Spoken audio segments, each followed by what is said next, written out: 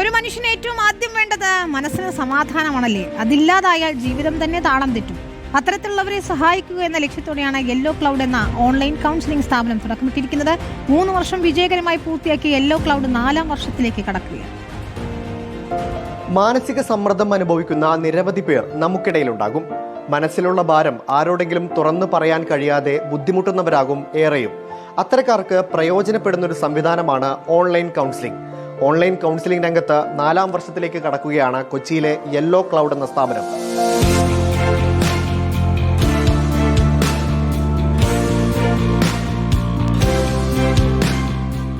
Yellow cloud എന്നാൽ മൂടി നിൽക്കുന്ന കാർമേഘങ്ങളെ അകറ്റി തെളിഞ്ഞ മനസ്സിനെ സ്വന്തമാക്കാം എന്നതാണ്.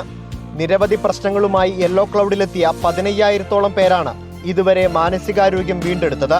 യെല്ലോ ക്ലൗഡ് ഒരു ISO certified online mental health therapy ക്ലിനിക്കാണ്. ഓൺലൈൻ മാത്രമല്ല, അതിൻ്റെ ഒപ്പം ഓഫ്ലൈൻ സെഷൻസും ഉണ്ട്. നമ്മുടെ മാനസികമായിട്ടുള്ള മനുഷ്യരുടെ പലതരത്തിലുള്ള ഏത് തരത്തിലുള്ള പ്രശ്നങ്ങൾക്കും പരിഹാരം കണ്ടെത്താൻ വേണ്ടിയുള്ള ഒരു സർവീസ് നൽകുന്ന ഒരു സ്ഥാപനമാണ്. മനസ്സ് നേരിടുന്ന വെല്ലുവിളികൾ പുറത്തെറിഞ്ഞാൽ പ്രശ്നമാകുമോ എന്ന ഭയമില്ലാതെ പരിഹാരം കാണാമെന്നതാണ് യെല്ലോ ക്ലൗഡിന്റെ പ്രത്യേകത.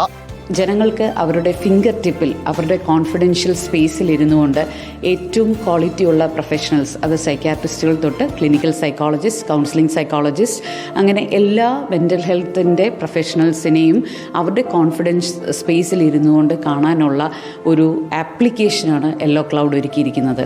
റേഡിയോ രംഗത്തെ ദമ്പതികളായ മിഥുനും ലക്ഷ്മിയുമാണ് യെല്ലോ ക്ലൗഡിന്റെ ബ്രാൻഡ് അംബാസിഡർമാർ. ബ്രോഡ്കാസ്റ്റിംഗ് രംഗത്ത് സജീവമായിരുന്ന ശിവപ്രസാദാണ് ഓൺലൈൻ കൗൺസിലിംഗ് മേഖലയുടെ സാധ്യതകൾ തിരിച്ചറിഞ്ഞ് യെല്ലോ ക്ലൗഡിന് തുടക്കമിട്ടത്.